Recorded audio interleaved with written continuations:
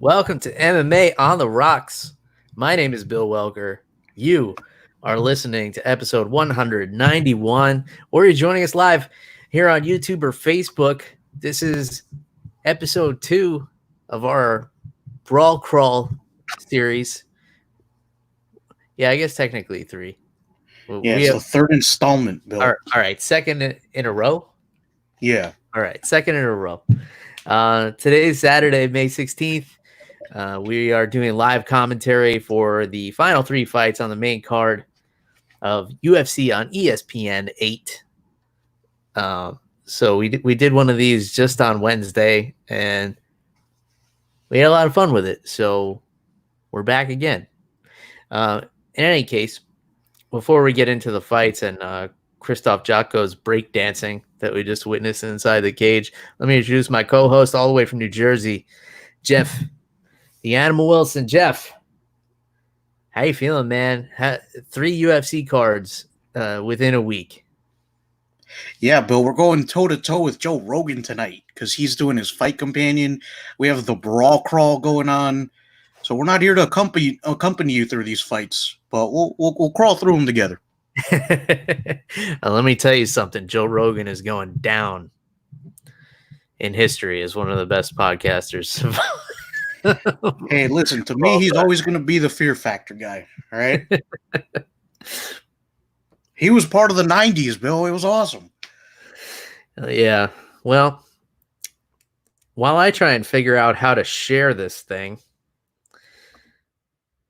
Jeff, I think the prelims of this card have delivered more than the main card so far. There's only been 2 fights on the main card, but I think we were just so spoiled by how amazing the prelims were that everything else just seems to have the volume turned down thereafter. Am I alone on this, or are you feeling the same thing? No, the prelims were super exciting, and I'm really glad I tuned in when I did. I tuned in at about 6:30-ish. The prelims were awesome, dude.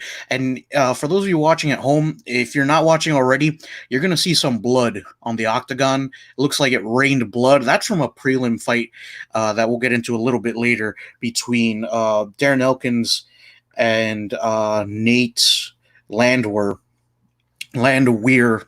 however you say his name. But dude, that for me, that's been fight of the year so far, man. If you haven't tuned in yet, make sure you get ESPN Plus and go back to watch that fight. That fight alone is worth the subscription. Yeah, as our buddy Flying Brian Jeffries lets us know that I just have to hit the share button. I'm not very good at multitasking, Brian. I have a hard enough time just sitting here drinking and talking simultaneously. But I think I did share it. I got it out on Twitter. But thank you for that tip, sir. Flying Brian, of course, a fun follow on Twitter. Flying Brian J on there. And then he also brews beer. So of course we're friends. So we just saw Eryk Anders and Krzysztof Jotko, Jeff, and man, I feel like the decision went the right way because Jotko outlanded Anders a lot, but Anders was holding Jotko up against the cage for a majority of the fight. So usually when that happens, the judges will lean towards the guy who does that, but they didn't in this case. So they got that right, in my opinion. So Jotko coming away with the decision. Anders was gifted a decision in his last fight. So I guess this was like karma for that. His fight with Gerald Meerschaert in Tampa. I thought it was a clear win for Gerald Meerschaert. Judges gave it to Eryk Anders. So it went the other way this time. Jotko coming away with the decision. I don't have much else to say on it. Our buddy Ryan says that he finished the same amount of takedowns as Anders did tonight, which I'm assuming is none. Any thoughts on that fight, Jeff? Or can we just put it to bed? Yeah, dude. As far as the main card goes, I felt like the opening fight was a lot better. Song Yadong versus what's his face, Chico Vera. That was a really exciting fight. It was very back and forth. That one could have gone either way. And Bill, speaking of Song Yadong, who is now with Team Alpha Male, I'm wearing my Torque sweatshirt. in support of Uriah Faber because, Bill, I am still against the Reebok deal. So this is a silent protest. I sometimes forget that Reebok is even still a thing, but apparently they still have exclusivity somehow over the UFC. What was this, like a 10-year deal they signed with the UFC where they get to make the fight kits? Yeah, I like the Chito Vera fight and the Song Yadong fight. Chito Vera and Song Yadong, I thought it was really close. Vera obviously dominated the third round. Which is kind of why I thought he won. But the first 2 rounds were close. So, I mean, you can't base anything off of that third round. So if you already scored the first 2 rounds for Song Yadong, can't go back and change those. So I can't fault the judges there. It was really close, but because of the way the fight ended, it seemed like Vera should have gotten the decision, but that's kind of the way it goes. Before we get back into the prelims, Flying Brian's asking here, what are your thoughts on how Edson Barboza looked on the scale? He looked really sucked out. I mean, he's a really muscular guy. He's not like a guy that carries a lot of water weight. So when he has to cut it all out of him to make 145 pounds, it shows. So he looked like a really muscular skeleton on there. I don't know if this is a sustainable move for him. I'm not a fan of guys moving down in weight, especially later in their careers. I'm always a fan of fighters moving up in weight at any stage in their career. As close to you can fight to your walk around weight, I feel like is the healthiest thing to do and the best way to have a long career. Any thoughts on how Barboza looked on the scale, Jeff? Yeah, dude, he looked really gaunt. His face was really sucked in. So, I don't know how good of a weight cut he could have, given the circumstances of life right now. But I'm with you, Bill. I don't like fighters dropping weight, later on in their career. It's just harder to lose weight as you get older. Ain't it the truth? Yeah, man. I'm getting pretty close to that point, so I gotta get cracking on this diet. But the point is, I've never been a fan. We haven't seen much success from guys who've dropped, gone down in weight classes. TJ Dillashaw got knocked out by Henry Cejudo. What's his name? Max Holloway. Actually, no, he was the other way around. He went up to 155 and lost to Dustin Poirier. But the point is, I can't really recall off the top of my head anybody who was too successful going down a weight class. Yeah, I can't either. I can think of a lot more examples of guys who looked better. Anthony Pettis, when he moved down to 145, that was tough to watch as well. What Max Holloway did to him there. Definitely much more success stories with guys who have moved up in weight. Even with Ovince St. Preux, I mean, he went the distance with Ben Rothwell, who's one of the bigger heavyweights after moving up. So he didn't look terrible, and he even won that third round, I think. Yeah. So Jacob joined the show. Welcome, Jacob. He wants to know, do you think Barboza wins? Yeah, of course he can. I mean, Dan Ige is a really tough fighter, much smaller, even smaller than a lot of natural featherweights. So Barboza is definitely going to have a big size advantage moving down from 155. He's going to bring a lot of his explosiveness and power there. But EJ is a tough guy too. I mean, he's a tough out for anybody. And we're going to see what Barboza's cardio looks like after that tough weight cut. But he definitely has, packs the power to get it done here tonight. I think the sooner he's able to finish the fight, the better.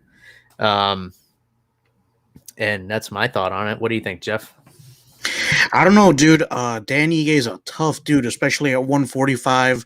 I don't know, man. Barboza can win, of course, but Dan Ige, he's a tough customer and he's well-rounded. So Barboza, he's going to have a handful here. Yeah, it should be an interesting fight. And we decided to do just the top 3 fights because 2.5 hours on Wednesday was a little bit too long to talk. And I had almost no voice on Thursday, Jeff. I don't know about you, but I was dehydrating myself with a lot of whiskey, which is also the plan tonight. I'm drinking Old Granddad Kentucky Straight Bourbon Whiskey, one of the best bangs for your buck as far as bourbon goes. You can find a bottle for like 15, 16 bucks. This is the 80 proof. I typically go for the 100 proof bonded. Of course, the Bottled in Bond Act, it has to be aged for a minimum of 4 years by law. One of the best laws ever passed by this great nation, the United States. But this is a high rye mash bill, so it's got a little spice to it, a little kick to it, even for an 80 proof. You get a little bit of burn, but it has a smooth finish, nice smooth vanilla finish. So cheers to everybody who tuned in. Cheers to our buddy Matt, who just got the notification, and he's joined in here. Brian wants to know what software we're using to broadcast. We are using StreamYard, which was actually a recommendation from you, my friend. And that allows us to broadcast simultaneously to Facebook and YouTube, which is what we're doing, which is why we have people from both joining in here. So, Jeff, I know you're not sipping on anything, but which fights out of the three that we're going to cover are you most looking forward to here? I'll be honest with you, Bill. I'm a fan of narratives and the stories going into fights, so I'm super excited for this main event here. Alistair Overeem versus Walt Harris. But Bill, I just feel a little bit bad for Walt Harris because, I don't know how comfortable he is with all the interviews and stuff. And in one of the videos for the preview of this fight earlier today, you saw him crying as he was talking about his daughter and how he recognized her because of a pair of boots that he had just bought her. So, I feel for him. It's a huge tragedy for anybody to go through, and I can't even imagine for him how hard it is to have to keep telling this story. Oh, yeah. And that's going to be for the rest of his life. Unfortunately, this will be a part of him forever. I hate to cut to a different topic so abruptly, especially something that's so emotional, but this fight is underway. So if you guys want to sync up with us, we are at 4 minutes and 20 seconds of round number 1, and Barboza just knocked down Ige, and this fight has gone to the ground. Ige is working his guard here. He's hunting for arms. He's trying to just get a hold of Barboza and stop him from hitting him right now. You can really see the size difference here in this grappling exchange, Jeff. And Barboza just holding Ige down by his throat. He's just big brothering him right now. Yeah, dude. And, Ige is doing a good job fighting from the bottom, trying to break Barboza's posture. But, Barboza's a big dude and he's strong and he's being very active right now. So I don't know how well this is going to go for him. Yeah, just those hammer fists just look so ferocious. And I don't know if it's my ESPN Plus that's freezing and making him look even harder and faster, because it's like it freezes at the top of the hammer fist and then it flashes down, or maybe Barboza is just that fast. But ESPN Plus is garbage, man. Yeah, dude, I only have this because it was part of a bundle deal. Yeah, I don't think I would get it by itself. And you know what? From what I understand, talking to other people who watch other sports, which I don't, the platform is flawless. Like, you're not going to see glitches like this for NBA or Major League Baseball or whatever else, curling, whatever else they have on ESPN Plus. I don't even know. When I downloaded the app, I set it up so that it only shows me like MMA and boxing.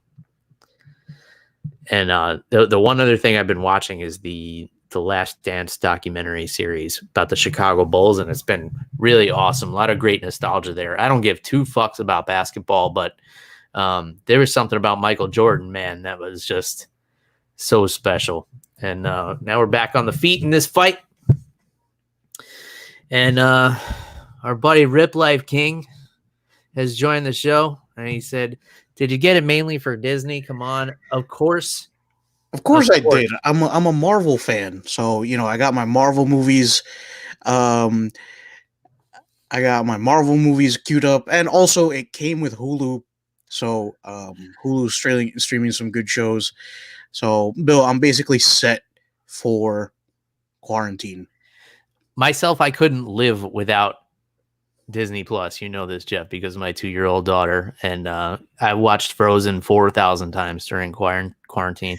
Of course, our buddy Ryan from Rip Life King, Rip Life Team Reaper, is the one who's been working on our MMA on the Rocks t-shirts that you guys have seen on social media.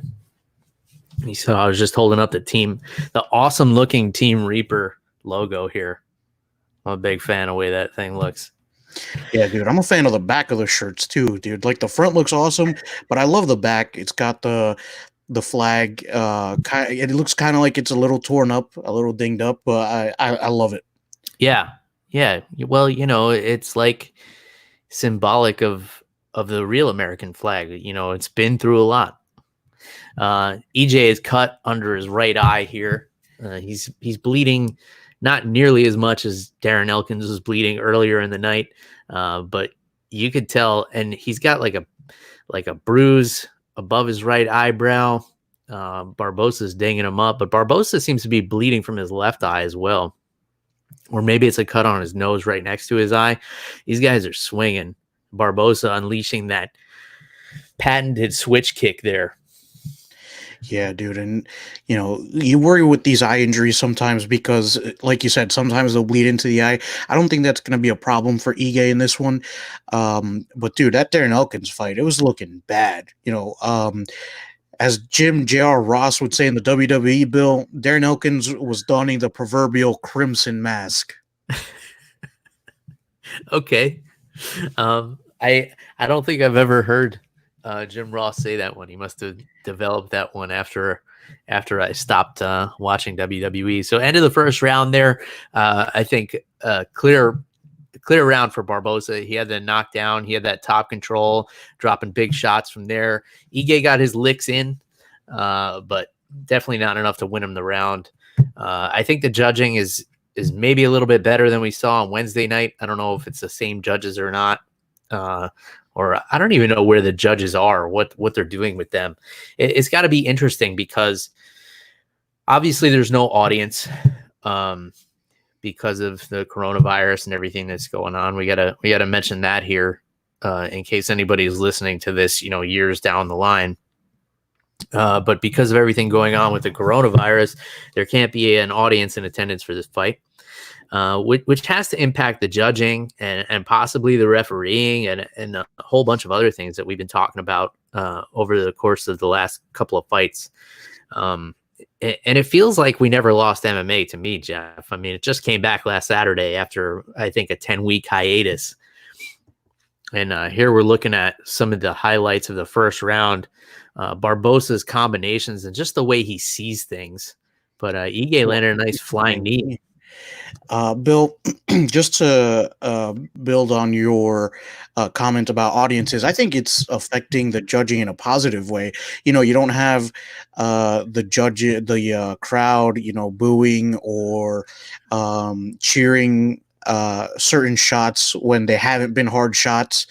You could hear kind of how hard the shots are without the audience. So I think it's interesting. I think it's an interesting dynamic that we have here. And like I said, with the last one, if there's a heavy grappling exchange, a lot of audiences would boo that. And we're not seeing that here. So yeah, I think it's interesting. As for the judging, I mean, the refereeing, I haven't noticed too much of a difference. But so far, I think the judges have been doing a good job tonight, which I think is a rarity to say. Yeah. I mean, I didn't like the Marlon Vera call. I thought Vera should have gotten it, but like I said, those first two rounds are super close, and you can't go back and change them after the third round. But after the third round, it was like, man, he really deserves to win because he really turned it up in that third round there. Ige holding Barboza up against the cage here. If you're just joining us, we are watching UFC on ESPN 8 Live. So if you want to sync up with us, we're at 3 minutes and 40 seconds of round number 2 in this fight. And if you're not watching the fight, that's cool too. Make sure to comment. Let us know what you're drinking out there while you're joining us. Sit and have a drink with us. Ige is working the body, which is a smart move. Working the body while he's being tie clinched by Barboza, who just spun it around. Yeah, and it just now goes they to broke. show. Barboza landed some big knees in that clinch as well. Yeah, and it just goes to show how physically strong Barboza is, man, because and the size differential too. I didn't notice it up until they were up against the cage. And you're right, Bill. Barboza looks at least a weight class above him. Yeah, well, I mean, pretty much is. I mean, credit to him. He made weight, came down and made weight. You got to feel for Barboza, man, because if he was anything but a lightweight, I mean, he would be a top fighter, maybe a title contender, but that's just such a stacked weight class. It's like, what can you do? I mean, it's killer after killer after killer, you know? Yeah, dude, it's the cream of the crop there. The 155-pound division has become I think one of the most competitive and one of the most exciting divisions in recent memory, man. Mm-hmm. You got everybody. Khabib, Justin Gaethje, Eddie Alvarez was in the mix for a while, and just like a dynasty of good fighters, man. Yeah. Tony Ferguson, and then Barboza had a rough fight with Kevin Lee. So yeah, killers row at 155.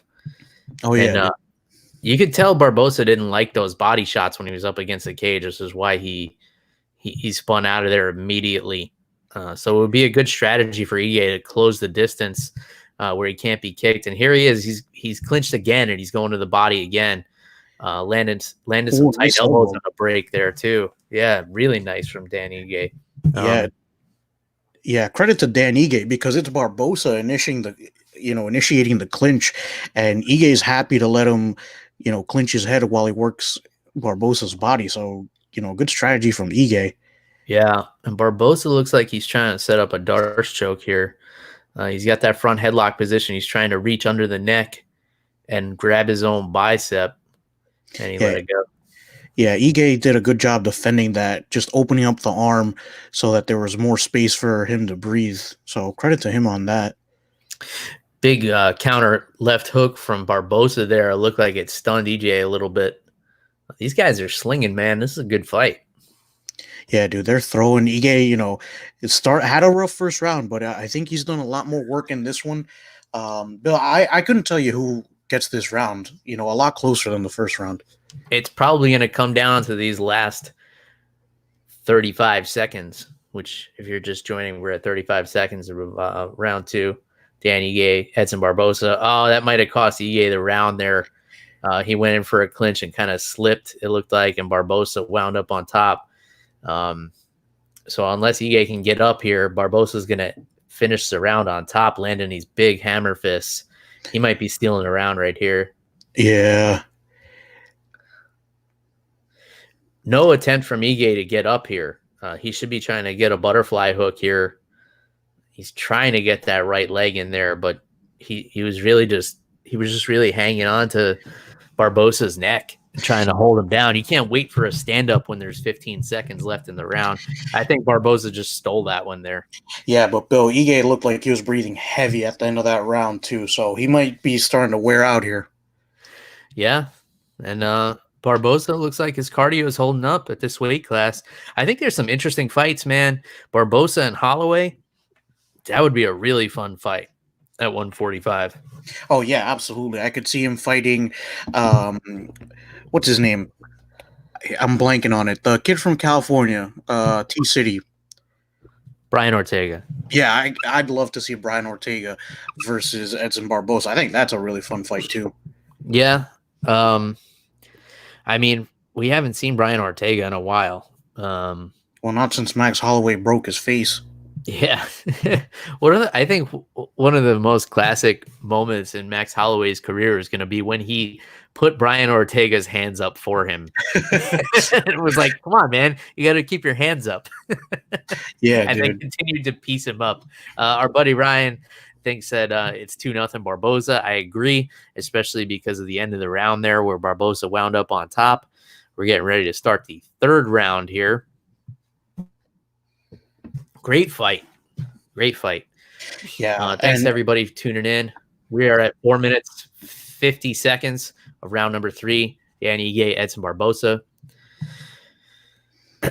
yeah, and Dan, he's not totally out of this one yet, Bill. You know, he's putting up a fight. Those body shots were working for him.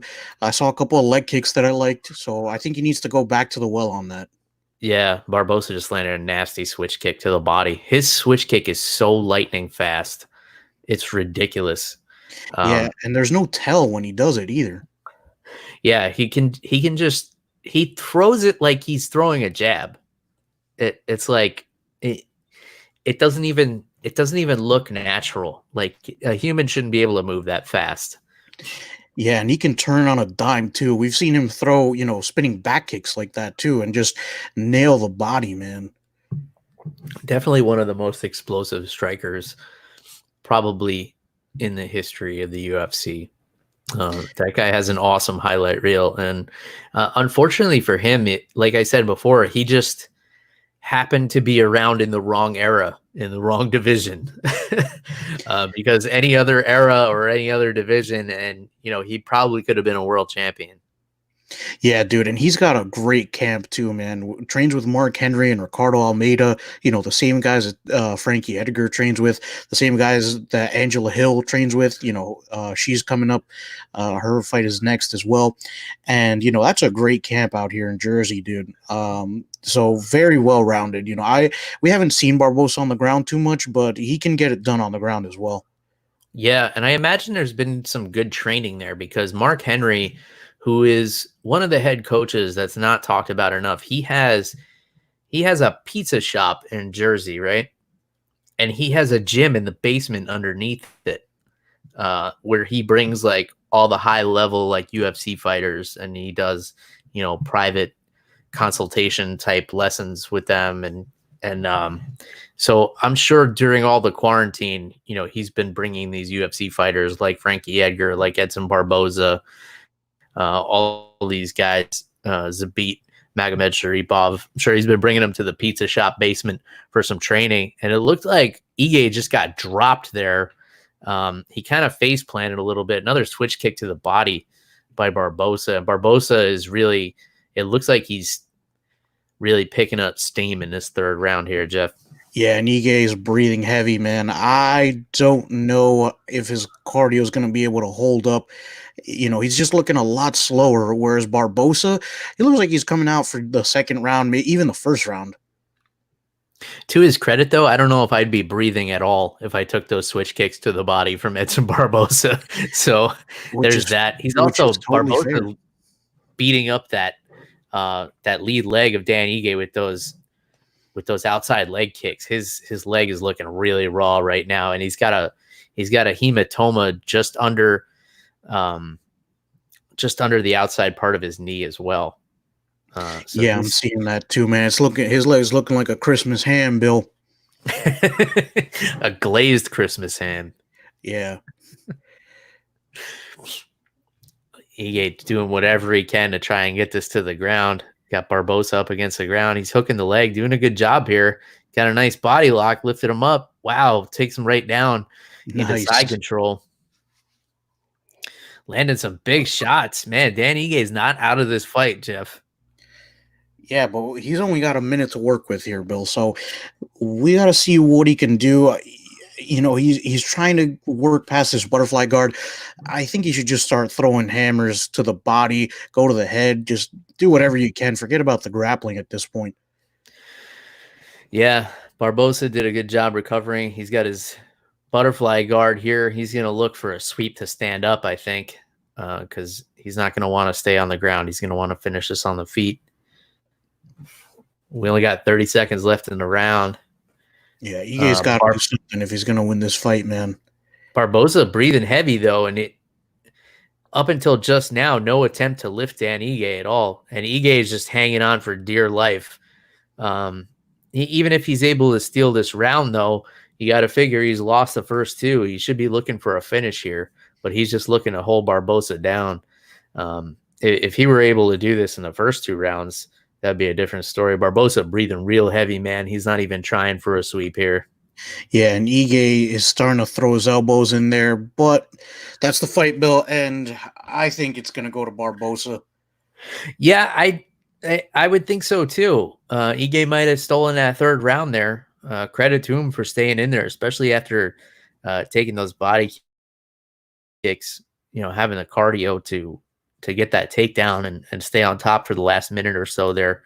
And Barboza looked pretty winded at the end of that. So if he's going to stay at 145 and eventually go 5 rounds with a Max Holloway or an Alexander Volkanovski, he's going to have to figure out a way to, make this a sustainable weight class for him.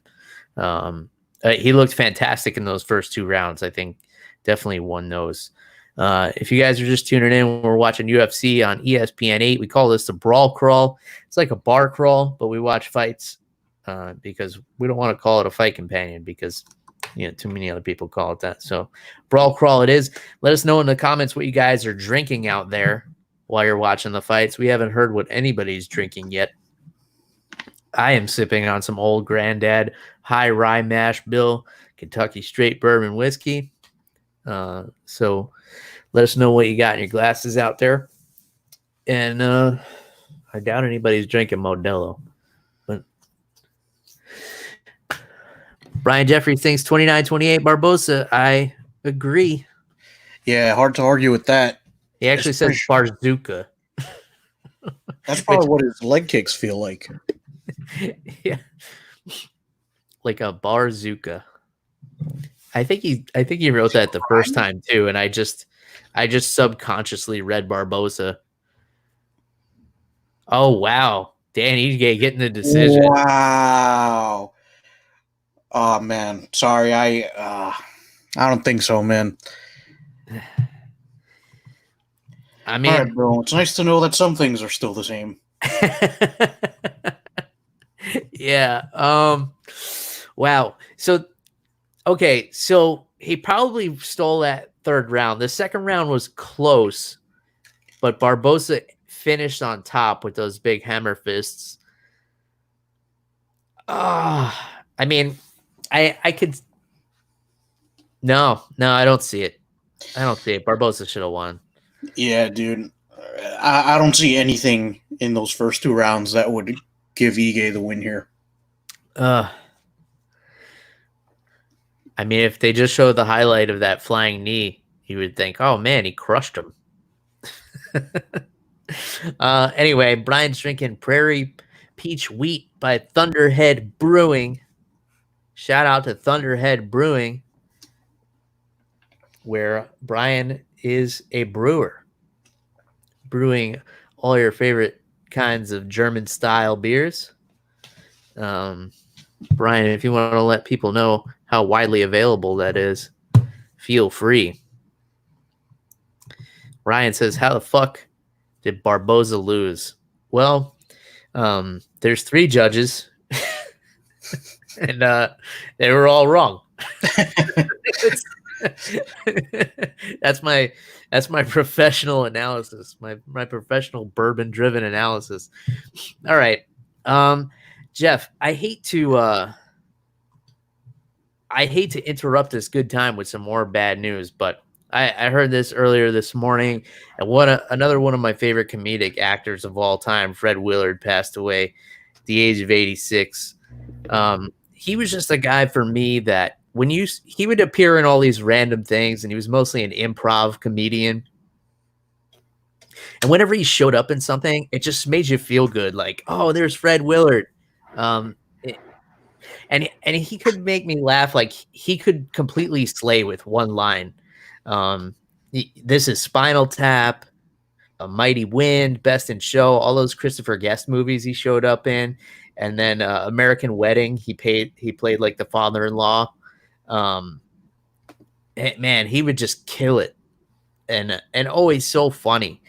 A Mighty Wind, one of my favorite movies of all time. Just one of those mockumentary style movies about folk music, and it wasn't like a great movie by any stretch, but I just love it. I just love the way the characters interacted, and it was mostly because of Fred Willard. He just cracked me up in that movie. So Damn, another one, man. Just last week we were talking about Jerry Stiller, and now we lose Fred Willard. Two of the funniest older gentlemen in the entertainment industry, and it's a really sad thing. Jeff, you have any good memories of old Fred you want to share? Yeah, dude. And for me, I saw him in some smaller stuff as well, just minor roles here and there. But he was so funny, dude. I remember him being the grandfather on the paternal side in a Modern Family, and there was this one line, Bill, and it always cracks me up because it's so dumb, but it's so well delivered. Where I think it's the son or whatever says, "Hey, listen, I got this website. I'll send you the link." And Fred Willard says to him, "Well, I smoke sausages, and I'll send you a link." It just cracks me up every time. Yeah, Oh, it was always like very clean, very innocent kind of humor, like very like dad jokey. But yeah, his timing was just there, man. He knew how to hit those spots. He would never have like a huge role in anything, but you always remembered him. Like you would remember those small parts he had in those movies. Yeah, man. So shout out to the family of Fred Willard. That's definitely a tragedy. Brian says that Thunderhead Brewing beer is only available in Nebraska, and their most popular beer is a Braggot. It's a honey beer. So if you ever find yourself in Nebraska, definitely hit up Thunderhead Brewing. It has my seal of approval for whatever that means. Some good news, Jeff. We can move on from the tragic news. Kevin Randleman inducted to the UFC Hall of Fame, former UFC heavyweight champion. Put on some epic fights in Pride. Go back and watch Kevin Randleman versus Fedor, because I remember watching this fight when it happened, and or just after it happened, but I didn't know the result, and my jaw hit the floor when I watched this fight. So go and watch that if you've never seen it, if you haven't watched much Pride fighting. But Kevin Randleman, just an absolute monster, died tragically in 2016. He had a really terrible staph infection that basically put a hole in his chest, like the size of your head. It was really gruesome. It's really scary to see what happens when you have an untreated staph infection. He was one of the first guys to put elite level wrestling together inside the MMA ring and cage. All-American wrestler at Ohio State, two-time NCAA champion. And when he won the NCAA championships in his first year, Jeff, he had his jaw dislocated in the tournament, and he still went on to win. Just an absolute monster.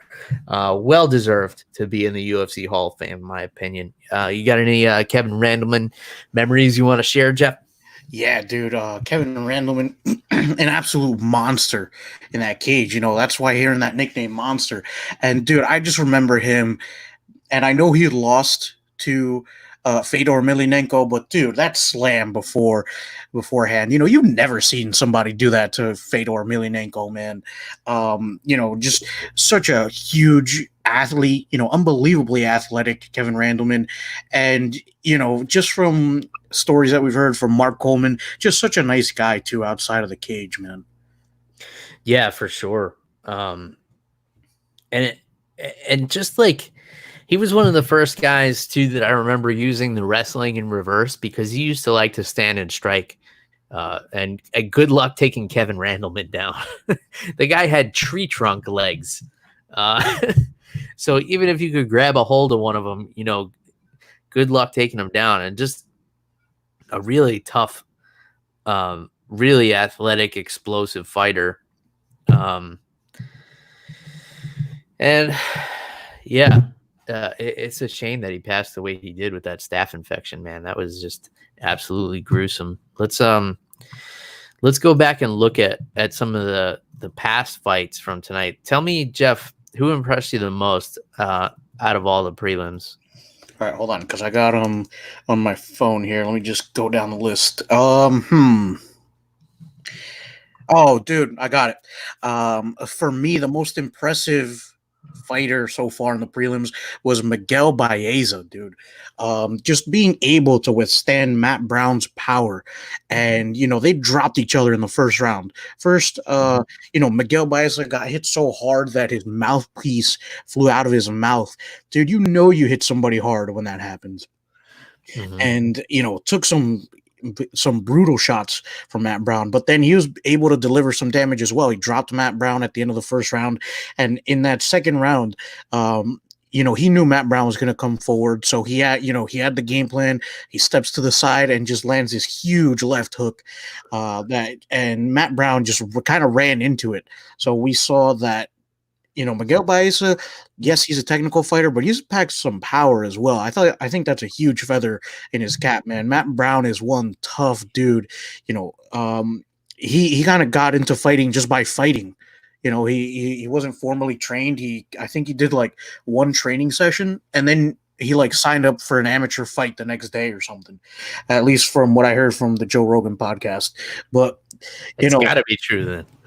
Yeah, I mean, those are the toughest guys to fight. Those guys who are just natural fighters. A lot of people get into this for self-defense or because they want to do a sport or something. But those guys who get into it because they actually want to fight and let out that power and stuff, those are the guys you have to worry about. And I think that the way Baeza approached this fight was good. He was able to change up his strategy, realize that he didn't want to sit there in the pocket with Matt Brown, and just had the right game plan and stays undefeated in the UFC. So good for him, dude. For me, he's the one fighter who's impressed me the most this evening. Yeah, he looked awesome. And I think there was a level of shock in that first round too, where it was like, holy shit, I'm in here with Matt Brown, because he had said he had watched his whole career. He watched him on The Ultimate Fighter.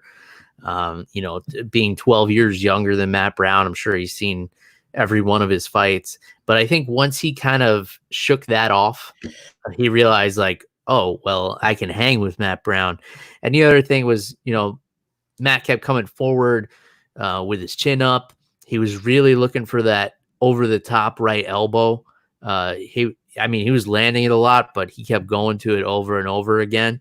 It seems to be one of his preferred moves. And you could tell, he looked good, man, for 39 years old. I know he does a lot of work with like those weighted mace dumbbells and stuff. So you could tell, the way he swings his shoulder when he's bringing that elbow over the top. He looked awesome. That first round was incredible, man. That's one of the best rounds of fighting you could ever watch. It would have been the best round on the card if Darren Elkins and Nate Landwehr hadn't have happened, because that's the fight of the night for me. It doesn't even matter what happens in the next two fights. Hopefully I can eat my words and we end up with, an epic main event and co-main event, but I don't see how it gets much better than that, man. Darren Elkins just bleeding from probably every pore in his face, and still coming forward and throwing his hands up like, let's go, let's do this. And Nate Landwehr just shouting at Dana White for no reason. Dana! It was kind of cringeworthy and awesome all at the same time. Some great exchanges between those two guys. If you guys watching and listening to this did not watch that fight, at the end of this night or tomorrow morning while you're having your coffee or whatever, go back and watch that fight, because it was absolutely insane. Give me your thoughts on that one, Jeff. Oh, dude, the whole prelims were fantastic. And we had, hold on, let me see, two decisions on the entirety of the prelim card, yet two very exciting decisions, one of them being Landwehr versus Darren Elkins. Dude, for me, that's fight of the year. I don't care what happens until December. For me, that is fight of the year. First round, Darren Elkins comes out with the wrestling, doing a great job. And then Nate Landwehr, once he got Darren Elkins' timing down, was able to find his range a little bit, was really taking it to Darren Elkins, dude, throwing everything at him, knees, elbows. His boxing was looking really good once he was able to get Darren Elkins' timing down, and Nate Landwehr just putting on a clinic, dude. Outclassing Darren Elkins on the feet, of course, but dude, unbelievable performance from both of these guys. And like you said, at the end of that second round, they're both yelling at nobody because there's nobody in the audience. And Darren Elkins bleeding all over the canvas, bleeding all over Landwehr. At the end of this fight, they were both covered in Darren Elkins' blood. And dude, oh man, dude, I can't say enough good things about this fight. You just gotta go back and watch it. Matter of fact, go back and watch all of the prelim fights. They were absolutely fantastic. Yeah, I want to get into all of the prelims, and we'll talk about them one at a time. We're about to get into the strawweight bout between Claudia Gadelha, former title contender, and Angela Hill, who I think has fought 57 times since the last time Claudia Gadelha has been in there. She just seems to be fighting like every other week, before the quarantine, of course. But yeah, that Darren Elkins fight, man, and Nate Landwehr, instant classic, I think. And that is the reason that the octagon is spattered with blood currently. But let's get into this one, Jeff. Angela Hill coming in as the underdog here, but she's been on a tear lately, and just seems like she'll fight any amount of times. I think, she's got a considerable amount of fights in the last couple of months. Claudia Gadelha hasn't fought in almost a year. She changed camps. She's up there with Mark Henry now, I believe. And she wanted to take some time to learn his striking system. I don't know if I'm speaking out of turn with that. I don't know if that's where she moved exactly. I got to get a look at her corner if I could see them unmasked for a second. Yeah, dude. I don't remember if it was Angela Hill who moved up to train with Mark Henry. But I know it's one of these two gals. And credit to them, dude, because Barboza just fought. So, that corner had to quickly, go to the back, debrief with Barboza, and then set up to help, in this fight as well. And we're underway with this fight. We're at 4 minutes, 45 seconds of round number one. If you want to sync up with us, if you're just joining UFC on ESPN 8, Angela Hill versus Claudia Gadelha. And Angela Hill just going with a big right straight to the body. Looked nice. And, and to add to that comment, yeah, dude, that all the blood spattered around the big monster logo in the middle of the octagon, that is all from the Darren Elkins and Nate Landwehr fight. So definitely go back and watch that one. I can't say enough good things about it, man. Yeah. All these fighters that fought afterwards better hope that Darren Elkins doesn't end up testing positive for COVID-19 after this fight, because they've all been dancing around in his blood. Yeah, dude. Ever since. No, Claudia Gadelha looks like she had a good weight cut, dude. She was looking real thin at the weigh-ins, and she's looking, she's looking like plumped up, like she did a good job hydrating. So signs of a good weigh-in. Weight cut. Man. Yeah, she looks like she's super muscular, but I'm sure she's probably pretty tiny if you see her in person. But it seems odd that she fights way down at 115 for having so much apparent muscle, but they look pretty equal in size in there. And I know Angela Hill is someone who has talked about, wishing that there was a 105-pound division. Yeah, but she looks good at 115, dude. I don't know, man. I just feel like there aren't too many fighters in the 115-pound division that I would say are considerably smaller than anybody else. Mm-hmm.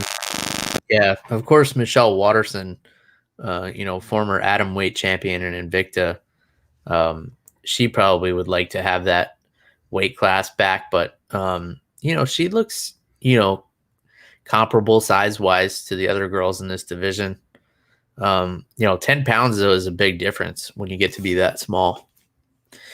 And Claudia Gadelha, I guess, got tired of the stand-up exchange. She's got double underhooks up against the cage. Looks like she's trying to drag Angela Hill down. Angela Hill's really trying hard to whiz her with her left arm.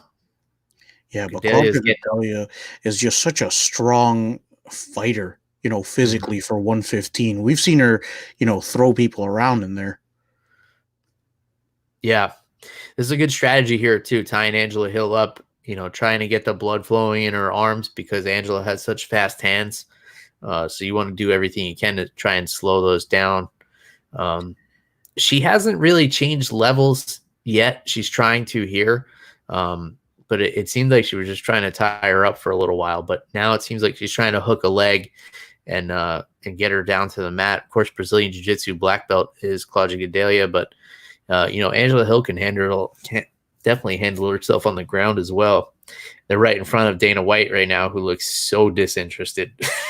Yeah, they're not impressing the boss with this performance so far, especially after those prelims, dude. I think the most exciting fights on the card so far have been Barboza and the opener with Yadong song, but I don't know, man. I just feel like you said, the prelims kind of spoiled us here because they were so exciting that I expected the main card to deliver as well, but yeah, we're not seeing that before. That's the way it goes sometimes. Gadelha did get that takedown right into side control, and Angela Hill looks like she's kind of panicking down there. She's shrimping out to the wrong side. She needs to be moving her hips away from Claudia Gadelha. She's moving them into her, which is actually just improving Claudia's control. Now Claudia's got her up against the cage in side control. She's trying to go for a crucifix. This could be really bad news for Angela Hill right here. She's trying to walk up the cage with her feet. She's just trying anything except the proper technique to get out of this position. Yeah, but Gadelha's not making it easy for her. Good ground and pound, using the elbows, shots from the top. Oh, now she's got the top crucifix, bringing down some big shots on Angela Hill's face. Angela's slowly getting up, but that had to drain a lot of energy out of her to do that, especially the way she was flailing around on the ground. Big finish in the round for Claudia Gadelha. I would imagine that she stole the round there, but the way the judging is going, it's anybody's guess, Jeff. Yeah, dude, we could have it Angela Hill up 3 rounds after only the first round. So the way the judging's been this evening, crazier things have happened. If you guys are still alive out there, let us know what you're drinking, please. We've only heard from one person as far as what they're sipping on. Meanwhile, I think I'm on my 4th bourbon here, Jeff. Yeah, dude. And for those of you out there, give me some book recommendations. I'll order them through Amazon. I don't know about how avid readers or listeners are, but they may surprise me here. Yeah, Bill, you don't know the audience. We could have a whole bunch of, scholarly, intellectual college professors or like janitors who solve math problems at colleges where they work, left by those math professors. Could have a good hunting situation. I was gonna say that was Matt Damon, and that was a movie. Was it? Is that where I'm getting that from? Yes. Second round underway here. If you want to sync up with us, we're at 4 minutes, 48 seconds. Round number 2. Gadelha with a nice inside leg kick. She's switching stances really well. Her stand-up is looking pretty nice, but Angela Hill's still with the quicker hands here. But Angela's getting a little bit wild. She seems to be almost panicking a little bit. She's winging some punches, which is not like her because she's got usually has a really composed Muay Thai style, and the winging punches is not part of that style. Yeah, dude, I think that round made Angela Hill a little bit nervous. I don't think she expected Gadelha to use the grappling so heavily. And, I don't know how prepared Angela Hill is, just because Gadelha has... Ooh, and Angela Hill lands a nice right cross, puts Gadelha down, but Gadelha able to get back up. Mm-hmm. Well, she was stood up because Angela Hill backed up, and Keith Peterson stepped in with his Bush Light breath to This fight just got interesting, Bill, because Angela Hill might feel a little bit more comfortable letting her hands go after that. Yeah, and another right straight down the pipe. Claudia Gadelha is bleeding from her right eye, it looks like right now. But these girls are still, every time one lands, the other counters. Gadelha going for an outside single right there. Lets it go. Our buddy Matt answered that he's drinking Eagle Rare. So he's drinking what I was drinking on the last show. I'm a trendsetter, Jeff. What can I say? He also answered your question, and he said that you should read Jack Carr. Oh, check him out. We've got Allison joining the podcast. Allison is drinking Silver Star vodka with raspberry lemonade sparkling water. That sounds super refreshing. I've never had Silver Star vodka. I'm not a big vodka drinker. When I do drink vodka, I do like Tito's. So if it's comparable to Tito's, then maybe I'll give it a shot. I'm always willing to try new things. Let us know how that Silver Star is treating you out there. Allison, thanks for tuning in. And now Angela Hill pushing Claudia Gadelha up against the cage. Yeah, good job from Angela Hill, because she was in a little bit of a tight spot there and able to just spin Gadelha around. And now Hill is taking control back in this clinch position. I like what Claudia is doing here. She's using like a standing butterfly hook, just putting her leg up in between Angela Hill's legs to keep the distance, because she's not worried about Angela going for the takedown.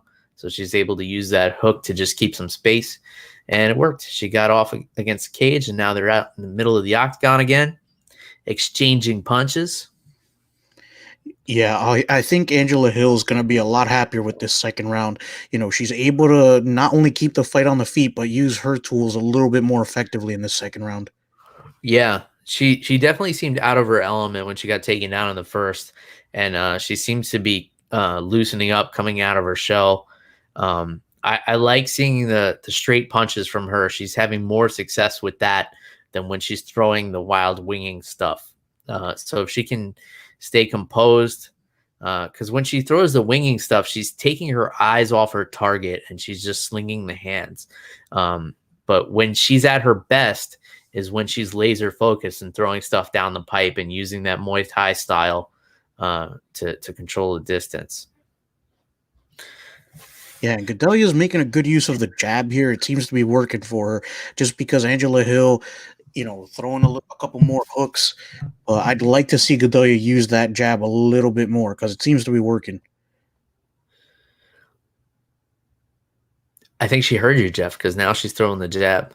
Well, she's been working at it. There's nobody in the audience. Of course she can hear me. You're like the DC. She's taking your advice.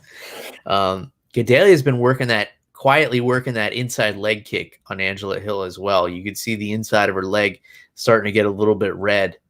But Claudia is definitely wearing more damage on her face, which is not a good sign for her.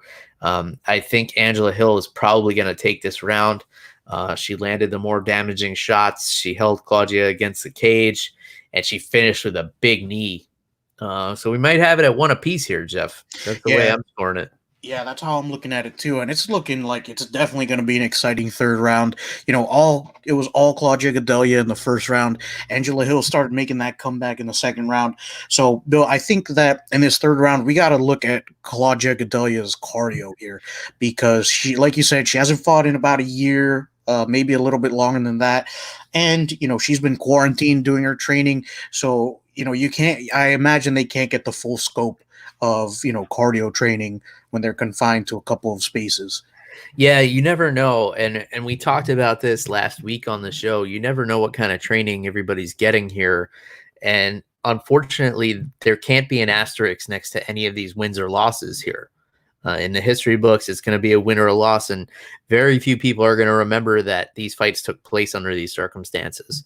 You and I probably will, when we say, Glover Teixeira beat the hell out of Anthony Smith when there was no audience in Jacksonville, Florida.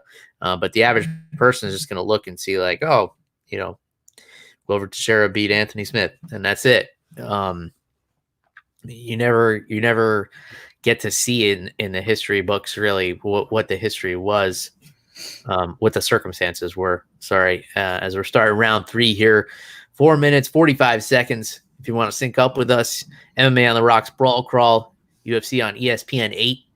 Angela Hill versus Claudia Gadelha, and these girls are slinging in this third round, Jeff. They're both looking kind of fresh, but Claudia Gadelha definitely breathing out of her mouth here. Yeah, dude, and Angela Hill, and like you said, both of these fighters letting their hands go a little bit more. I'd like to see somebody go for the finish, which is what we're getting here. Yeah, you don't see a whole lot of knockouts at this weight. With the straw weights. But I would like to see Gadelha grapple some more because she had so much success in the first round. Maybe it tired her out. But I feel like if she could get Angela Hill down, once she had her in that side control, Angela was definitely out of her element. Yeah, I agree. That was working really well in that first round. I'd like to see Gadelha go for that again, but I think she's happy to stand here, which, I'm always excited as much as the next guy to see a stand-up bout. Yeah, for sure. And she's having some success, but for the most part, I think she's getting outlanded by Angela Hill here. And it might not feel like that to her in the moment. But she was, clearly winning the grappling exchanges by a landslide. In that first round, she was controlling her easily. So I don't know why she would opt for this slugfest here, but maybe there's something that her and her team know that we don't. Maybe there's an injury that prevents her from doing too much grappling, or maybe she just caught up in the moment. She wants to sling some leather. Allison lets us know that Silver Star is a newer vodka and is also from Texas, and she likes them both. So maybe I'll check it out. Thank you for that recommendation, Allison. I don't drink a whole lot of vodka, but I always have some handy in the bar. I like to keep everything in stock in the bar, as you well know, Jeff, except gin. I very rarely have gin in the bar, but I like to have everything else in stock. No, that's good, Bill, because I have some bad college stories involving gin. Yeah, I've had very few scenarios where I've enjoyed gin. There is a local bar here in Safety Harbor, Florida, that makes some good gin cocktails, like a Spanish style gin and tonic. Yeah, I don't know what they do to it, but it's nice. It's refreshing, but there's something about like that florally taste of gin that I've just never vibed with. I had one gin one time that was made from honey that I kind of enjoyed. And I forget the name of it, but I think it had honey in the name. So just look for honey gin. And Gadelha bleeding a little bit more from that right eye. This round, they seem to be landing at a very similar rate. One of them has to do something to try and pull ahead here, and pull ahead by a lot, because with the judging that we've seen tonight, you got to do something. And Gadelha going for the double tit push right there. I saw that too. Oh man, that's a new one. it's a street move, Bill. I guess so. I don't think I've ever seen that inside the cage. She just pushed her in the chest, and it was effective. It caught Angela Hill off guard. I guess she's never seen that before either. Yeah, you're right. I think this round's pretty even up right now, but I somebody's got to do something here. Especially we're moving into the last 40 seconds of this round, and I don't think anybody's clinched it just yet. Yeah, well, Claudia Gadelha is pushing Angela Hill up the cage, and she gets reversed. Got a little tie up here. I think a takedown will steal the fight. Oh, and Gadelha just landed a big elbow off the break there. But yeah, one of these girls has to do something in the next 20 seconds to steal this fight, because I got it a round apiece, and I have this round pretty dead even. Maybe a slight advantage for Gadelha after that clinch work and hitting that big elbow on the break. And now they're just throwing, Jeff. Oh, nice. They know it's short time. Yeah, That nice was head kick from a Angela slugfest at the end. at the end there, but I gotta agree with you on this one, Bill. I think Claudia Gadelha might have just done enough in that third round to win the Yeah, fight. yeah. If I'm scoring it, I got it 29-28 for Gadelha. But flip a fucking coin, man, because Yeah. I had the first round for Claudia, I had the second round for Angela Hill, and that third round, who knows? I'd have to see like the strike totals and everything like that. Who knows what the judges are seeing? I don't know if they're watching it in a phone booth somewhere, on an iPad. But With bad Wi-Fi. yeah. But yeah, I agree with you, Bill. I think this fight could go either way. I could see it going for Angela Hill, and I could see it going for Claudia Gadelha. Personally, I'm with you on this one. I think the slight edge goes to Gadelha, but with the judging, it could end up 50-47 for Angela Hill. Yeah, that could happen. There's some judges filled in 2 rounds that didn't even happen. Yeah, the way things are going tonight. Allison loves gin. Allison, if you could recommend gin for people who are not into gin, maybe like a not so gin tasting gin that would help ease into it, that would be awesome. And she also has no idea who won. It was so close. I guess we're going to find out shortly, but thank you for your participation here, Allison. We're happy to have you on the broadcast. And we're going to find out from Bruce Buffer. Well, you guys are going to find out from Bruce Buffer because I can't hear what Bruce Buffer's saying. Angela and Claudia both think they won. Claudia looks a little more confident, but also a lot more bloody. Yeah, she's got a cut right on that right eyelid, it looks like. Yeah. Bad place for a cut. Her nose looks a little swollen as well. Angela Hill doesn't have a mark on her face. And Claudia Gadelha got the decision. So I guess we were right, Jeff. Yeah, it could have gone either way. Yeah, it could have gone either way, but good fight from both of them. I'd love to see them fight again, maybe for a belt somewhere down the line. Yeah, and Claudia Gadelha has been in her share of fights where the decision didn't go her way. So, but I think she did enough. Looking back, she definitely won that first round, dominant in that grappling exchange. That was the most dominant part of the fight. Everything on the feet was pretty even.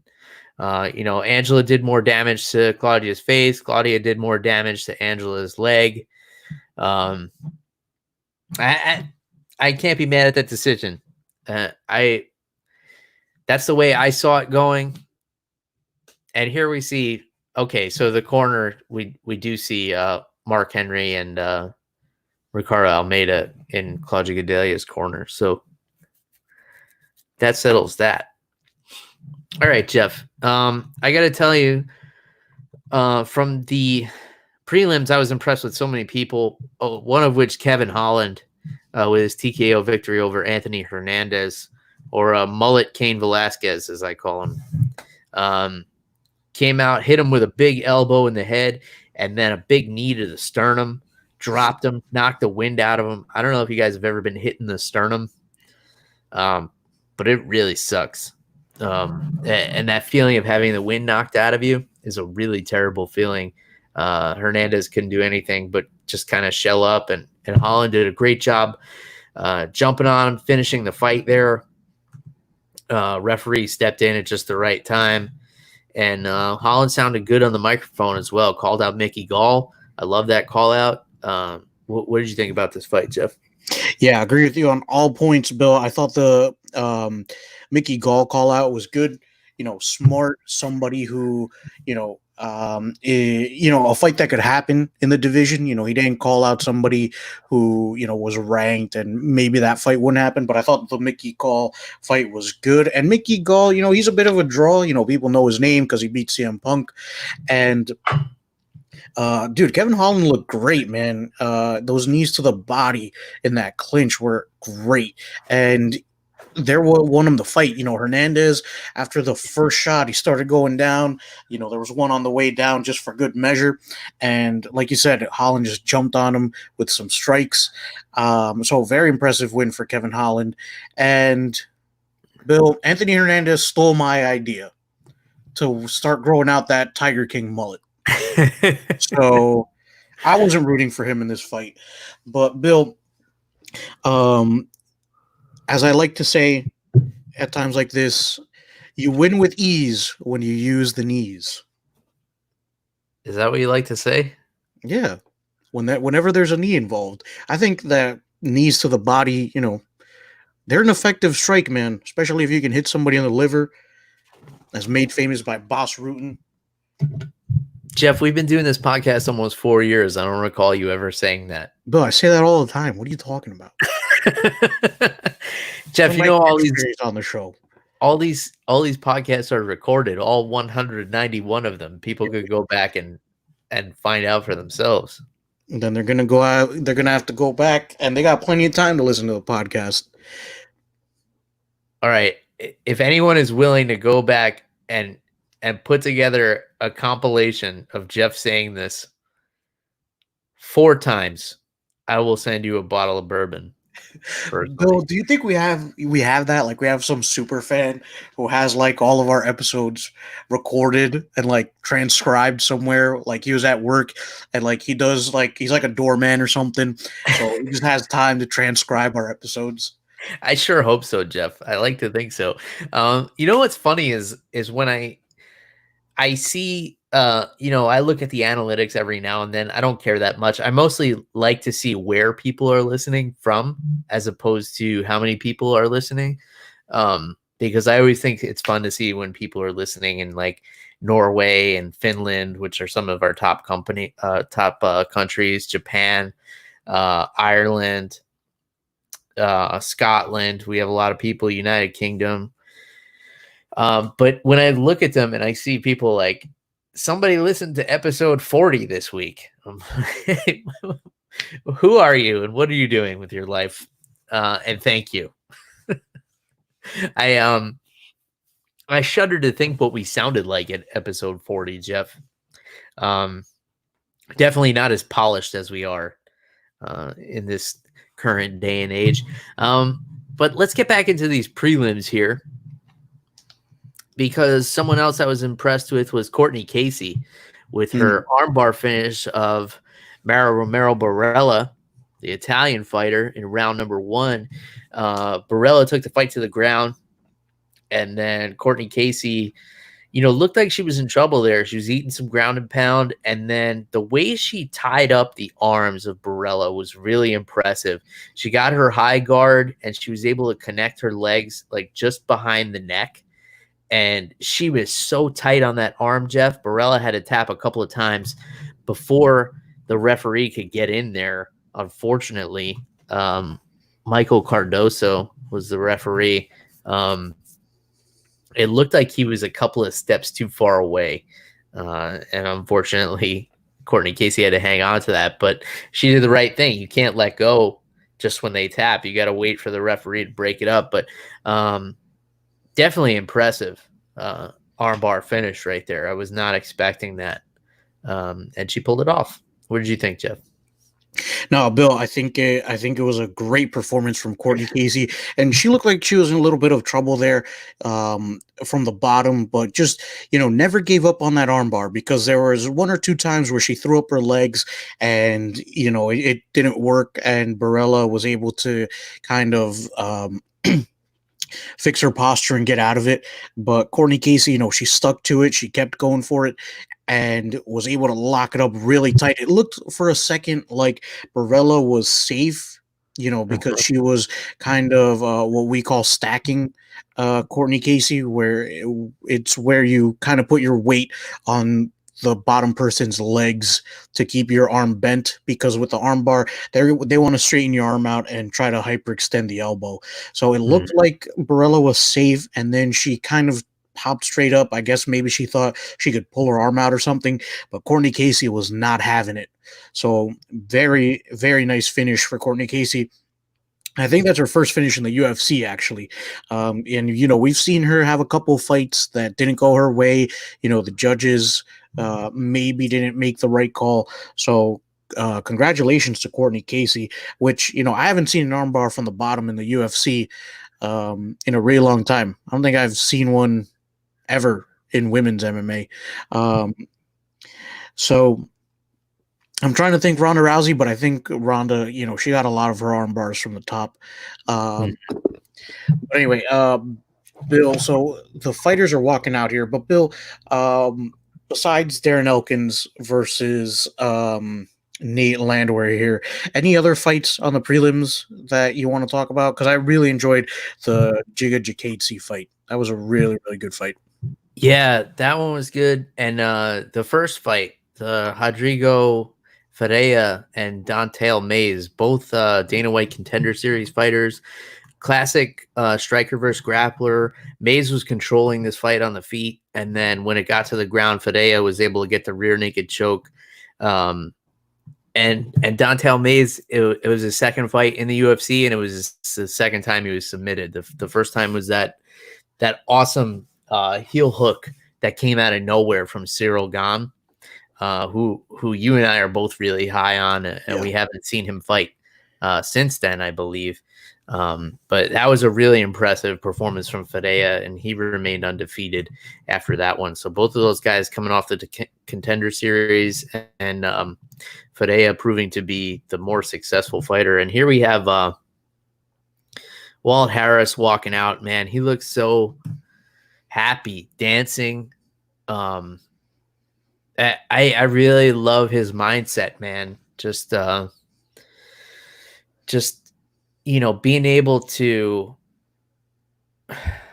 do this for his daughter Anaya after she tragically passed.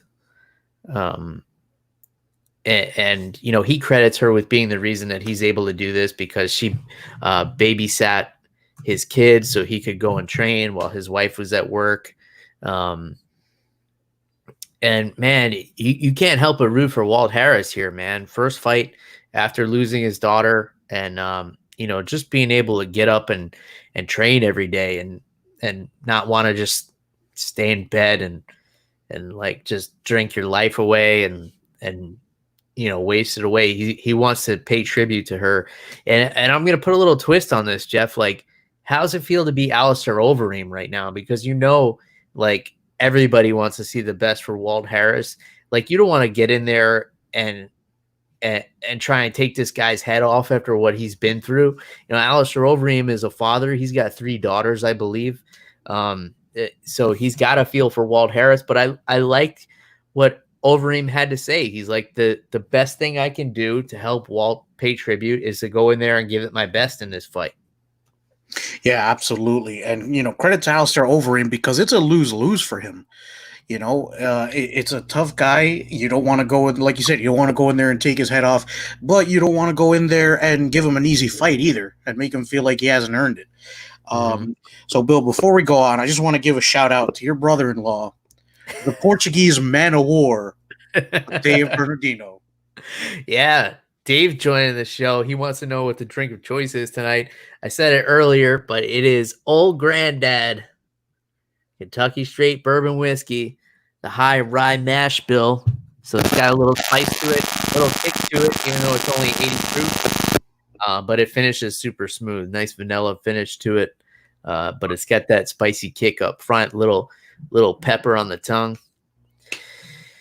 And my mom also joined the show, and she wants to know, what do you think the takedown of the night was? So Mom just throwing out any terminology she knows about MMA. I love your mom. I just wanted to tell you that, Bill. But I'll answer. I think the takedown of the night was Claudia Gadelha against Angela Hill in the first round of that co-main event. I thought she did a lot with it, and she looked really good. So thanks for your question, Mom. Yeah, it was a good sweep. And then Allison giving us her gin recommendations. I'm going to have to go back and read this in detail later. Thank you for the the detailed description here as we're watching Alistair Overeem walk out for the main event here. He looks super focused. This is a guy who's just done it all, Jeff. K1 kickboxing world champion, Pride Grand Prix, UFC, Strike Force. Is there anything this guy hasn't done in combat sports? He's got submission wins. He's got knockout wins. He's been on the receiving end of some of the most devastating knockouts of all time. Yeah, but he's also delivered some of the most devastating knockouts of all time, Bill. And like you said, man, Alistair Overeem, huge resume in combat sports, dude. And he was fighting, I forgot if it was in Pride or in Strike Force, at the same time as he was winning K1 championships. So this guy's done everything, man. He's been everywhere, fought all over the world. The only thing that has eluded him is a UFC belt, Bill. And do you think that he's going to keep fighting until he, gets another title shot? Well, it could be. That could be his plan. But, I mean, he turns 40 years old this weekend, Jeff. He's good. He'll be fine. Yeah, I mean, for the heavyweight division, he's still a spring chicken. Yeah, that's like 25 in heavyweight years. I mean, he's definitely got a lot of miles on him, but if I could look like him at 40 years old, I wouldn't mind it. If I somehow grew 12 inches and just start packing on the horse meat, Bill. Yeah. Surprisingly, Walt Harris, the bigger man here, an inch taller and about 11 pounds heavier, but Overeem with a 3-inch reach advantage. Both of these guys in the latter part of their 30s. As Bruce Buffer introduces them here, we're getting ready for this main event here. These are some big boys here, Jeff. I got to say, just from the walkout, I got to favor Walt Harris because Overeem seems a little stiff. He seems very focused, but he seems, not like himself, whereas Walt Harris seems very relaxed. So just if I'm basing just on that, I would lean towards him. What are your thoughts? Yeah, Bill, I agree with you 100%. And it's interesting because I was reading about this before we started the show. John Danaher posted something on Instagram, and he was talking about how it's important to know when to be tense and when to be loose. And, when you're taking on a heavyweight who could potentially take your head off, I think that Walt Harris probably wants to be a little bit more loose, be able to slip shots. So, knowing when to be tense and when to be, a little bit more willing to move around and everything. I think that's important to understand as a fighter or a grappler or boxer or whatever. So I think Walt Harris, just based on body language alone, Walt Harris might have an advantage here. Mm-hmm. Yeah. And Overeem, you got to wonder what his mindset is like, because coming off of his last fight with Jairzinho Rozenstruik, where he lost in the final seconds of a 5-round fight that he was dominating, and probably winning 5 rounds to none, and then he gets his lip knocked off of his face. Do you think we see a more tentative Overeem here? Or do you think we see a more aggressive Overeem who doesn't want to let it get to those final seconds, and risk blowing it all away there? I don't know, dude. I don't know how much it affects somebody like Overeem. He's been in so many fights at this point, and I'm sure he's had worse injuries than that. As gruesome as that particular one was. So I don't know. You got to wonder if it even affects him at this point, because he's been everywhere. He's done everything, won titles in, other organizations. And, we're looking at the The stare down right before, an embrace from Alistair Overeem for Walt Harris. Credit to that. I love the sportsmanship. But dude, Walt Harris is a big dude, man. Overeem's big, but Walt Harris looks a little bit bigger standing next to him. So I really wasn't surprised. I mean, I was surprised to see that. I don't think I ever fully realized how big Walt Harris was until I saw him standing next to Overeem. Obviously, he's big. He's a UFC heavyweight. Our buddy Mark joining the show. Cheers, Mark. Good to see you. All the way from the other side of the world. Good to see you here. Better late than never, my man. As we're underway here, if you guys want to sync up with us, we're at 4 minutes, 32 seconds of the first round between Alistair Overeem and Walt Harris. Main event, UFC on ESPN 8. We're watching on ESPN Plus, but you can also see this on ESPN through your local cable provider. This commentary brought to you by Old Granddad Kentucky Straight Bourbon Whiskey. They're not a sponsor, but they're bringing this commentary to you because that's what I've been drinking. Walt Harris with the head kick. Yeah, and Walt Harris doing a good job of just walking Alistair Overeem down and just taking control of the octagon here. Ooh, nice shots from Harris here. Big shots. Overeem is down, but he's trying to get back to his feet. Walt Harris dropping a big hammer fist. Overeem gets back up. Harris is all over him. Referee's letting it go, though. Yeah, he knows how experienced Overeem is. Yeah, and Overeem's covering up, but it looks like there's a little bit of blood coming out from his mouth right now. Oh, Overeem going for an outside heel hook right there. And now he's in on a single leg. Back to his feet. Nice. Good stuff from Overeem to get out of that. He was in a really bad spot. Yeah, he was really bloodied up. I mean, it would have been really easy to just quit right there, but Overeem's a warrior. It looks like he's bleeding from his mouth, nose, and left eye, and possibly over his left eyebrow. It's hard to tell where the blood is coming from, but there's a lot of it. And Walt Harris is just stalking him, dropping bombs. But now Overeem's on top.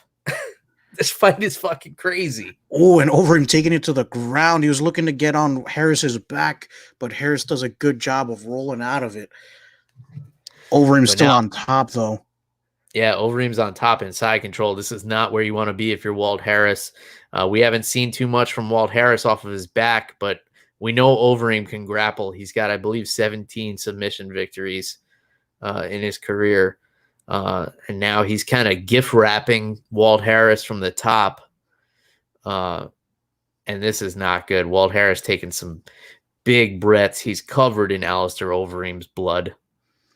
Yeah, and good work from Alistair Overeem to just control one arm, especially when you're on top and somebody's on top of you and they have one of your arms controlled, that's like 40% of the equation that they're eliminating. Yeah. We might be seeing a big adrenaline dump from Walt Harris here because he put a lot of energy into finishing Overeem when he dropped him initially. And now Overeem is just putting all 253.5 pounds on top of Walt Harris and punching him in the face, just making him carry his weight. Walt is doing nothing to try and get back to his feet.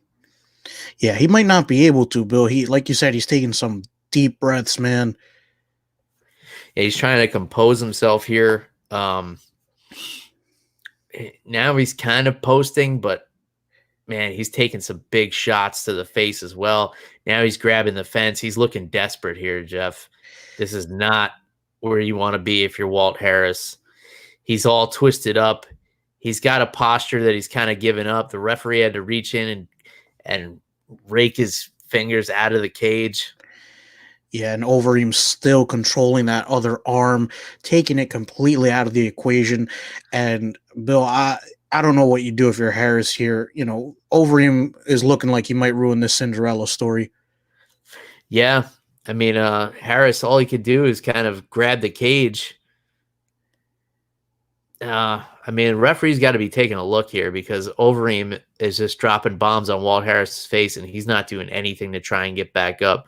Now he's trying to recover half guard, but his guard's just completely open, and Overeem just sitting right through it into mount. He's got to mount it up against the cage. this is bad news for Walt Harris here, man. He's just not.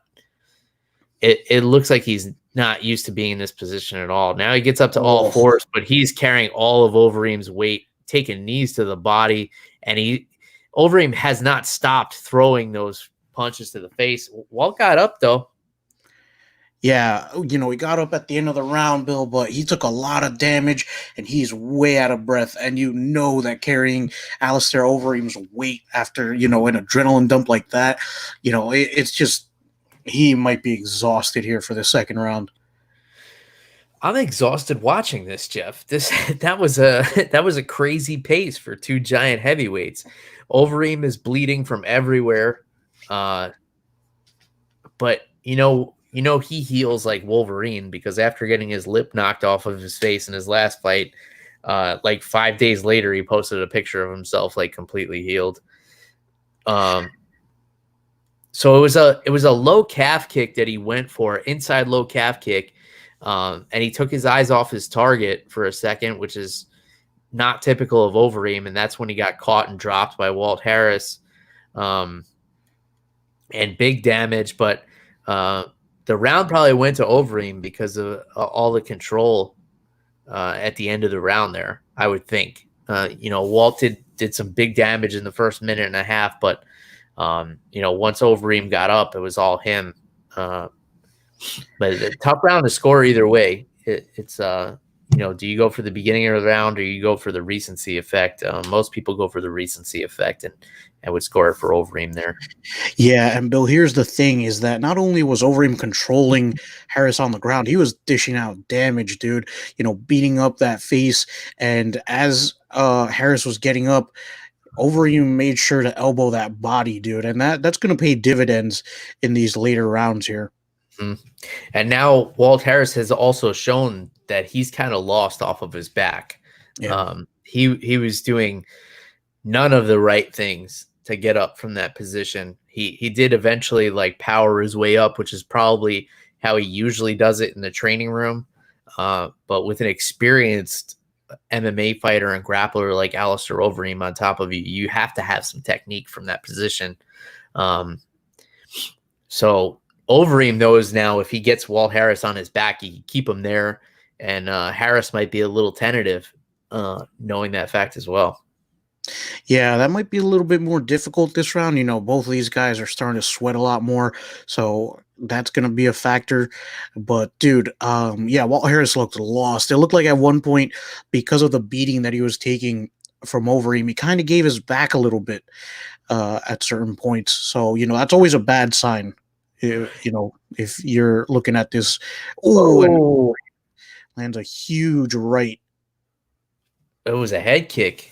And then he went for that inside low calf kick again, and this time he faked like he was going for it and then threw the head kick. Now he's got Walt Harris's back, and he's dropping some big bombs. It looked like Harris was out when he hit the ground the first time, Jeff, from that head kick. And now Overeem just dropping heavy leather, and this referee just does not seem like he wants anything to do with these two guys. Yeah, you can't blame him, dude, but Overeem. Dude, I kind of think Walt Harris is out here. Like Murgliata could stop this. Yeah, he hit the ground hard. He's taken maybe 20 or 25 unanswered blows to the ear, and now Overeem's got his hooks in. He's got Walt Harris flattened out, and he's still punching him in the ear. And Walt is doing nothing here. I kind of feel like you got to stop this fight here. Yeah, he's kind of grabbing the fence, Harris, but he's doing nothing to get into a better position. And Murgliata looks like he's going to stop it soon.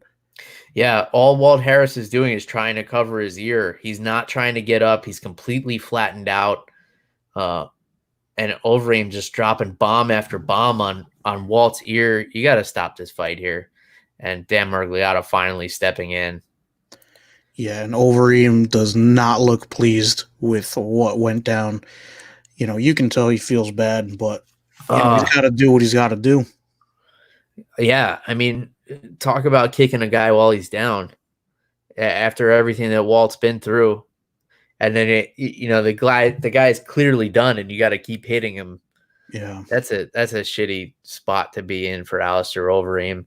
And of course, you got to feel for Walt Harris, who looked so good at the beginning of the fight. And man, after everything he's been through, but at the end of the day, it's the experience. Oh, so it was the head kick, and then it was a left straight. So here's the head kick that gets through the defense, and then Oof. kind of a looping left hook right on the jaw. Walt Harris looks done here to me. Yeah, dude, and there was a right uppercut as Harris was going down. Yeah, I think Mergliata could have stopped it a lot sooner, but you can't blame him for giving Walt Harris, a chance to keep going here. Yeah, he gave him a chance to fight. And Mergliata is known for definitely letting his emotions get in the way of his judgment. In a lot of fights, the subject of a lot of controversy in the past. Man, tough to watch, but at the end of the night, it's the experience of Alistair Overeem, the superior grappling, and once he figured out the timing of Walt Harris on the feet, that was it. He made the mistake with that inside low calf kick in the first round, where he took his eyes off of him when he threw it. And then when he threw it in the second round, he didn't do that, Jeff. And he followed it immediately with a high kick to the head, because he saw how Walt reacted. He saw how Walt rushed in the first time when he threw that low calf kick. So he threw it again, and he used that to set up the head kick. And that's just world-class striking. I think he's got the highest striking accuracy in UFC history. It's like 73% or something ridiculous like that. But we were talking about how high Justin Gaethje's is at 51 or 52%. 73% for Alistair Overeem. He really knows how to pick his shots and be patient. And he was able to come back from taking a lot of damage in the beginning of that first round, and come back and get a well-deserved victory over Walt Harris here. Big embrace from Walt Harris at the end here. They're exchanging some words. World class from Overeem. Yeah, man. I mean, you can't help but have a broken heart for Walt Harris right now. But at the same time, he showed up to do a job, and Alistair Overeem did a better job everywhere. I think Walt maybe had a big dump at the beginning when he almost finished Alistair in the first round, and then he never really recovered from that, especially after being under the 253.5 pounds of Alistair Overeem for the last 2 minutes of the first round or so.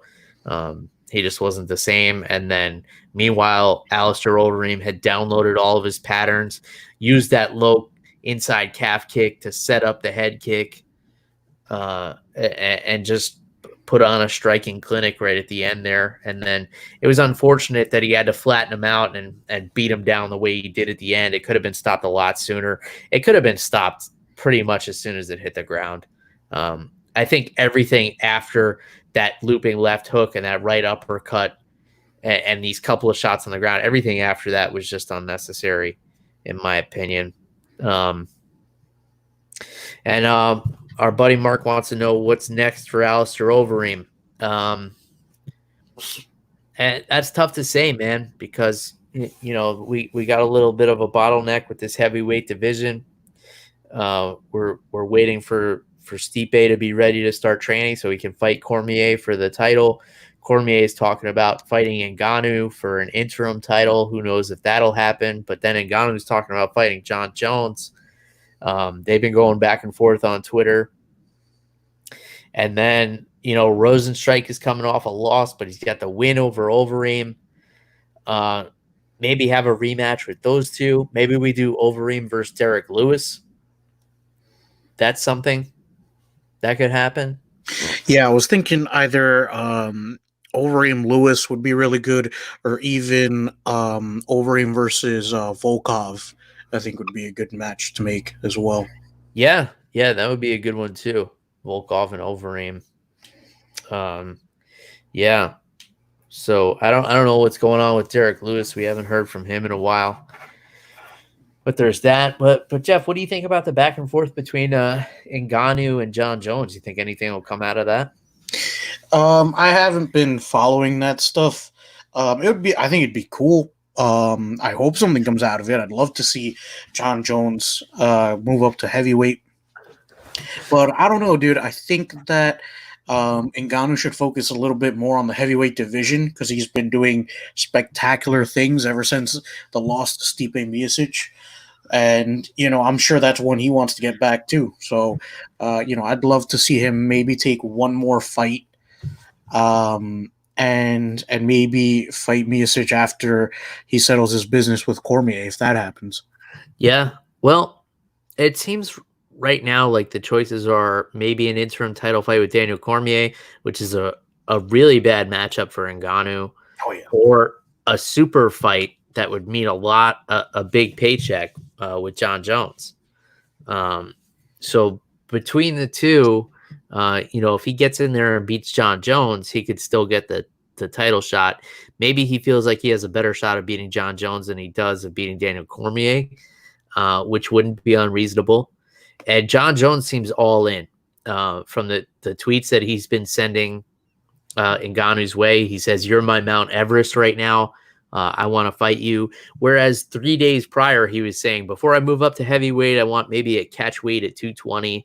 And now he wants to fight one of the biggest heavyweights out there. You can't help but be intrigued by that matchup. I think Ngannou's only like an inch taller. I think their reach is pretty similar. Obviously, Jones has a much more slender build than Ngannou. He's way more well-rounded, but Ngannou has that ability to just put anybody out that he touches. Which, every time Ngannou comes out and destroys one of these heavyweights, it just makes the performance that Stipe put on against him look that much more impressive, in my opinion, because he was able to take those big shots from Ngannou. He was able to take him down at will. He was able to control him, wear him out, exhaust him. And I don't know. It's an exciting time for the heavyweight division, Jeff. We got a lot of fun things, but at the same time, we're kind of in a standstill because we have a heavyweight champion who, all the credit in the world to him, is a first responder during a pandemic, and that's got to take priority right now. And all the respect to Stipe for the job he's doing as a firefighter in Cleveland. But we have so much excitement brewing in this heavyweight division, and we're kind of left wondering what's going to happen, which kind of makes it fun as well. Yeah, absolutely, man. And Stipe Miocic, he can kind of sit pretty for a while in terms of MMA, and credit to him, for still working and doing all that he can to help during this pandemic. But the heavyweight division, it's in such an interesting state. But Bill, I don't know if Ngannou is the right fight for Jones to take first in the heavyweight division. Take a tune-up fight first. But Bill, I think that the matchup with Jones is very similar to the matchup with DC, because Jones is someone who can very much out-wrestle Francis Ngannou. And, Jones is someone who adapts to whatever opponent is put in front of him. So I don't think that would go well for Ngannou. Would it be fun to watch? Hell yeah, dude. I'm sitting here to watch it. And yeah. Definitely, Ngannou's definitely got a puncher's chance, but I think it goes very similar to the fight with Stipe Miocic, if he does fight John Jones. Yeah, it very well could. I mean, Ngannou's made a lot of improvements since that fight with Stipe, and he's been just destroying people. So we'll see what happens there. Let's put a bow on UFC on ESPN 8 here, and I'm going to tell you what I think, Jeff, and I know you want to talk about the Giga Chikadze Irwin Rivera fight. Before we get to that, I just want to say my picks for the bonuses, if I were giving them out, I would say the fight of the night was Nate Landwehr, Darren Elkins. because that fight was just insane. And then the performance bonuses I would give to Alistair Overeem, and also Miguel Baeza. Do you have any differing opinions there? No, I agree with you on all fronts there. I think, I think definitely performance of the night for Baeza and for Baeza and what's his face, Landwehr. So shout out to Alexander Au, greeting us from Fort Lee, New Jersey. Hi, Alex. What's up, Alex? Trolling Jeff the Animal Wilson. I love it. That's why I'm displaying the comments here. Yeah, those are definitely I think probably gonna be the bonuses. I could see maybe Kevin Holland getting one because he looked really impressive. Hopefully they throw Edson Barboza a little bit of money for getting robbed of that decision. And then let's talk about the last thing we haven't talked about, Jeff. Giga Chikadze with the unanimous decision victory over Irwin Rivera, stepping up on 48 hours notice. I feel like when it's that short notice, you can't even say days. You've got to say the hours. This guy got in his car and drove to Jacksonville, Florida. I don't know how many hours in this car, moved up a weight class to get in there with Giga Chikadze, who is an absolute beast, world-class kickboxer.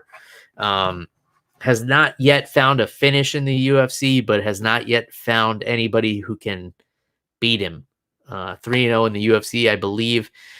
He is from the country of Georgia. He was requesting that Dana White have an event in Georgia. Give me your thoughts on Giga Chikadze here, Jeff. Yeah, he looked great, dude. And a very interesting opponent. I can't remember his name for some reason. Give me one second. Versus Irwin Rivera, who came out with a really weird style, was jumping over Chikadze's leg kicks. A very exciting fighter to watch, but Chikadze was just able to, figure out his fight patterns and, adjust accordingly, because rounds 2 and 3, he absolutely ran away with them.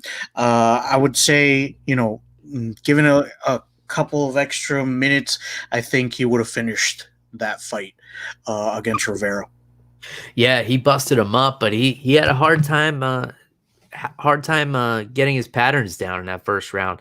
Like you said, he was jumping over the kicks and closing the distance really well. But rounds 2 and 3 were all Chikadze. He was able to use his dynamic striking to keep Rivera at bay and easily get the decision there. He wants Dana White to bring the UFC to Georgia. I think it would do well there. Obviously, we have Giga Chikadze, we have Merab Dvalishvili, two guys that are very up and coming in the featherweight and bantamweight divisions. They would both obviously be on that card. Both great representatives of their country, both awesome fighters. Alex also thinks that Barboza got robbed. He didn't get robbed by Ige, though. He got robbed by the judges who gave the fight to Ige. Alex also wants to know why we aren't tanked yet. I'm pretty well into this bottle of Old Granddad right here. Me tanked is not much different than me sober. I'm a pretty laid-back drunk, as most of you know. I can plow my way through a bottle of bourbon and still be fairly functional. So there's the answer to that question. Daniel joining the show. He said the Reem lost, and the answer to that is no. Alistair Overeem won by TKO in round number 2 against Walt Harris, main event, UFC on ESPN 8. Thanks for everybody who joined in on our brawl crawl here as we give our live commentary. Jeff, you're getting trolled tonight, buddy. Yeah, it's what happens. Haters gonna hate, Bill. Just tell them it's vodka in your thermos there. But here we are. We don't have another fight next weekend, so the next fight coming up will be a fight night on May 30th. So we'll have a week off. So we won't break down that card until next week's show. And I don't know if we're gonna do this going forward, Jeff. I don't know if we'll do this, maybe just for fight nights, maybe just for ESPN cards. I have to put this comment up. Jeff is drinking milk.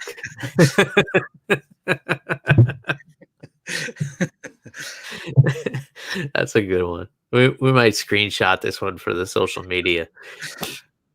Jeff is drinking milk. It's just water. Sorry, Alex. Yeah. So it wasn't milked from any animal. It just came from Mother Earth. Awesome card overall, top to bottom. The prelims were outstanding. The main event delivered back and forth in that first round. And then Overeem just, showing his experience in there. And then he regularly drinks whole milk. All right. We're getting towards the silly hour of the show. It's human milk. All right. So we're going there. I'm gonna put that one up too. But thanks for everybody who joined in, and thanks for everybody who encouraged us to do the live commentary again. If you joined in on Wednesday and tonight, then you're extra awesome. And if you've been drinking along with us while watching the fights, then that's pretty much the whole point of this show. It's how it all got started, and that's why it's lasted for almost 4 years now. So thanks to everybody who tuned in. If you guys want to continue to troll Jeff or, just have a conversation with him, you can do so at animal_Wilson on Twitter and Instagram. He responds fairly frequently on there. And for any new listeners, if you want to get a hold of me, it's at MMA on the Rocks, Twitter, Instagram, Facebook. You can send me an email, MMAonTheRocks@gmail.com. Visit our website. You can send me a message on there as well, MMAonTheRocks.com. And thanks for tuning in, everybody. Please offer some feedback wherever you are listening or watching. Please subscribe. Please leave us a review. If you leave us a good review and you roast us, we will read it live on the air. My dad just joined the show, and he hopes that we gave a shout out to the legendary Fred Willard, rest in peace. And we definitely did, Dad. We took a break in the middle of the show to do that. And Jeff, your phone number just got displayed on here, but I'm not going to put that comment up. But yeah, Dad, we did pay tribute to Fred Willard. Definitely one of the comedic geniuses of recent memory. And don't worry. I'll laugh at Alex's comments. Oh man. But yeah, definitely shout out to Fred Willard who kept us laughing. Yeah, so we'll dedicate this episode to the late Fred Willard, as well as to the late daughter of Walt Harris, Anaya Blanchard. Unfortunately, her dad wasn't able to get the victory tonight, but he put on a hell of a performance against a world-class heavyweight in Alistair Overeem. And that's all we got, folks. It's been an awesome night of fights. We've talked a little bit of bourbon, we talked a little bit of pop culture, a little bit of everything. And Jeff got trolled. And that's that. So reach out to us on social media if you want to continue the party, and let us know if you want us to do these live fight night shows going forward. It seems like the consensus is yes. So there you have it. Until next time, cheers, everybody. Goodbye.